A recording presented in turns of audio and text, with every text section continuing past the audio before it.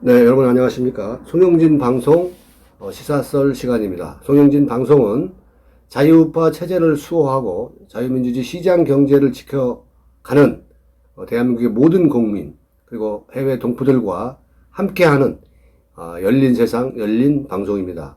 여러분 같이 함께해 주십시오. 오늘은 지금 강원도 도지사 선거 후보 결정 과정에 있어서 이게 지금 막장으로 가고 있는 것 같아요. 자, 거기서 제가 한번 살펴보겠습니다. 이 강원도 도지사 선거에 2명이 나왔어요. 하나는 김진태 전 의원. 또 하나는 전 KBS 앵커 황상무, 이 두 사람이 나왔습니다. 그런데 여러분도 잘 아시겠지만 여론 지지율에서 거의 김진태 일병이 한 34, 37% 이렇게 가고, 지금 그 황상무라는 후보는, 예비 후보는 7.2%, 7.3%, 뭐 그 정도 되는 것 같습니다. 자, 그런데 여러분, 이게 어떤 경선 과정을 거친 게 아니고, 이 공관위에서 김진태 후보를 컷오프 시켰습니다. 경선도 못 가게 자른 게 컷오프죠, 뭐, 그죠? 그런데, 컷오프 된 이유에 대해서 지금 공관위의 대변인이 김행 씨입니다.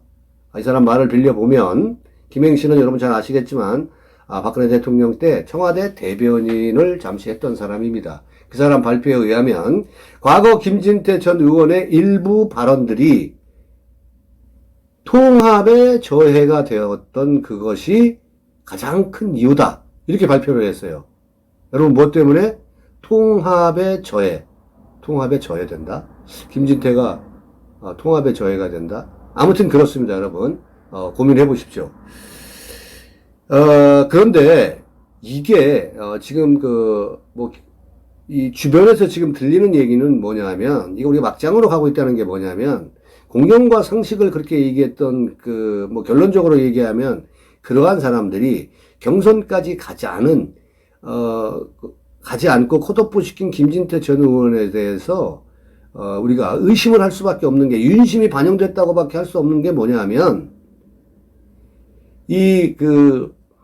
KBS 전 앵커 황상무 예비 후보는 대선 당시에 황상무는 윤석열 캠프의 언론 대책 기획단장이었어요. 기획단장. 그리고 방송 출연을 해서 그 후보들이 토론을 할 때 거의 이제 교사였죠, 교사. 일일이 다 가르쳐주고 뭐 대응 방안 이런 것들을 다 가르쳐준 교사죠. 그러니까 이게 이 과외 선생님하고 윤석열이하고 친하겠죠? 이제 근데 그 사람이 단일 후보로 갔단 말이에요. 그러니까 윤심이 반영된 거 아니냐? 난리가 아닌 거죠. 근데 그렇게 만약에 됐다면 이건 뭐 공정을 떠나서 개판도 이런 개판이 없죠. 자, 우리가 그러한 나라를, 그러한 자유우파 시대를 열려고 한 거는 아닙니다. 많은 국민들이 이재명이는 안 된다 해서 윤석열을 선택한 건, 윤석열이가 마음에 들지는 않지만은 박근혜 대통령을 죄가 없음에도 묵시적 청탁이라는 죄명으로 대통령을 45년을 구형한 사람이라는 걸 누구나 잘 알고 있습니다. 그러나 보수 자유우파 국민들은 후보를 윤석열로 만들었기 때문에 눈 가리고 아웅한다는 그런 얘기도 있지 않습니까? 그래서 윤석열을 선택을 했는데, 그래서 윤석열이가 뭘 좀 잘해주기를 바랬죠. 정말로 공정과 상식을 무너뜨려버린 문재인 정권보다는 낫다고 생각했는데, 윤심이 만약에 반영됐다면 이건 완전 개판이죠. 이건 공정이 아니라 불공정 중에서도 끝판왕입니다. 자, 이렇게 근데 공관위에, 여러분, 공관위에 공교롭게 공정 심사위원이겠죠. 국민의힘당에 거기에 누가 가 있냐면 정진석이가 있어요. 정진석이가 알아서 김진태를 컷오프 시킬 수도 있는 거죠. 여러분, 김진태는 그래서 열 받는다, 안 받는다? 아니, 자기가 나가면 될 것 같기도 하고, 열심히 싸우면 될 것 같은데, 컷오프 시켰어. 원래 정치인들은요, 원래 국회의원하고 이러한 그 공직, 이러한 선거에 맛이 들려있는 사람들은 거의 목숨을 걸어요. 그러니까 김진태가 특단의 대책을 강구한다 그러면서 국회 앞에서 기자회견을 열고, 지금 텐트 치고 단식 농성에 돌입한 지가 4일 됐나요? 내일이 5일째인가 그렇습니다. 이게 단수 공천을 분명히 여론 지지율에서 앞서는 후보가 컷오프 시켜버려가지고 윤석열 캠프의 언론 그 전략기획단장이었던 사람이 단수 후보로 공천됐다. 자, 여러분 의심할 수 있겠죠? 그래서 김진태도 저랑 똑같은 얘기를 했네요. 이게 공정과 상식에 이게 부합되는 일이냐. 이게 이의 신청이 받아들여지지 않으면 무소속으로도 출마하겠다. 알고 기자회견을 했습니다. 자, 김진태의 외로운 싸움이 시작된 겁니다. 그래서 우리가 김진태 일병을 구해야 되는지 말아야 되는지 저희하고도 약간 그렇게 좋은 관계는 아니에요. 우리가 실망을 많이 느꼈으니까. 그럼에도 불구하고 우리가 그러한 사람을 또 외면할 수는 없지 않을까, 저 개인적인 생각은 같습니다. 이제 김진태는 외로운 양치기가 된 거죠. 정호성 시인의 이러한 이야기도 있어요. 외로우니까 사람이다는 말도 있어요. 그러면서 성숙한 또 김진태가 되겠죠. 외로움을 느껴가면서. 그래서 외롭기 때문에 김진태도 어떻게든 제도권으로 들어가려고 이렇게 발부둥을 치고 있지 않나 하는 생각을 갖는데, 그 통합의 저해가 된다라는 그 과거 발언들, 그게 이제 언제냐면 2019년 8월이에요. 2019년 8월에 5.18 진상규명 공청회를 누가 열었냐면 김진태가 열었어. 그 당시에 참석한 사람들이 김진태, 이종명, 김술래입니다. 그래서 이 사람들이 좌파 언론들이 한겨레나 오마이 이런 사람들이 망언 제조기다 막 이렇게 얘기를 하고 난리가 났던 적 여러분 기억이 나실 겁니다.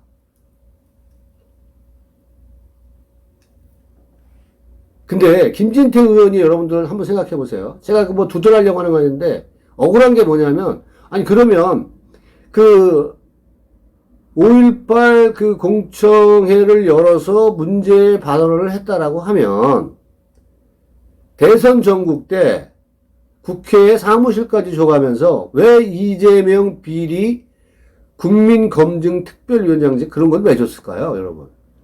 그러니까 일은 죽살나게 시켜먹고 또 필요 없으니까 버려버리는 토사팽고입니까, 여러분? 토사구팽입니까? 그래서 이제 여러분들하고 이해를 돕기 위해서 우리 애국우파 시민 여러분들하고 국민 여러분하고 같이 한번 제가 그 망언을 잊어버린 사람들도 있기 때문에 제가 조사를 해봤어요. 당시에 그 5.18 망언의 주역들이라고 그 워딩 자체들이 그렇게 막 나와 있더라고요. 여러분도 한번 쳐보세요. 당시에 김진태, 이종명, 김술래가 나왔는데 이종명 씨가 어떤 얘기를 했냐면은 80년 광주 폭동이 10년, 20년 후 정치적으로 이용하는 세력에 의해 민주화 운동으로 둔갑했다. 이제 40년 됐으니까 폭동으로 뒤집을 때다. 이제 이러면서 진상규명을 얘기를 한 거죠. 그 당시에 또 김술래 씨는 뭐라 그랬냐면, 좀 보수우파가 방심한 사이에 정권을 놓쳤다. 에? 그러니까 정북 좌파가 판을 치면서 괴물 집단을 만들어가지고 5.18 유공자라는 괴물 집단을 만들어가지고 우리의 세금을 다 축내고 있다. 이렇게 얘기를 했습니다. 자, 여러분 잘 생각해 보세요. 이 사람들이 정말 대한민국 통합에, 화합에 저해가 되는지. 근데 마지막으로 우리가 이제 김진태 의원은 뭐라 그랬냐면, 저는 5.18 문제에 있어서만큼은 우리가 절대 물러나서는 안 된다. 그게 무슨 얘기냐면 5.18은 아직도 역사가 평가할 일이고 그는 살아있는 사람들이 전부 있기 때문에 해당자들이 있기 때문에 그건 아직도 ING 진행 중이다. 뭐 이러한 얘기겠죠. 그죠? 이번 정당대회에 나오는 사람들이 뭐 이러니 저러니 해도 5.18 문제만큼은 꼬리를 전부 내린다. 근데 나는 당당하게 이 문제만큼은 양보하지 말자. 뭐 이러한 얘기를 김진태가 했어요. 여러분, 존경하는 자유우파 국민 여러분, 시장 경제와 자유민주주의 체제를 수호하는 대한민국 국민 여러분, 그리고 해외 동포 여러분, 이것이 통합과 화해에 저해가 됩니까?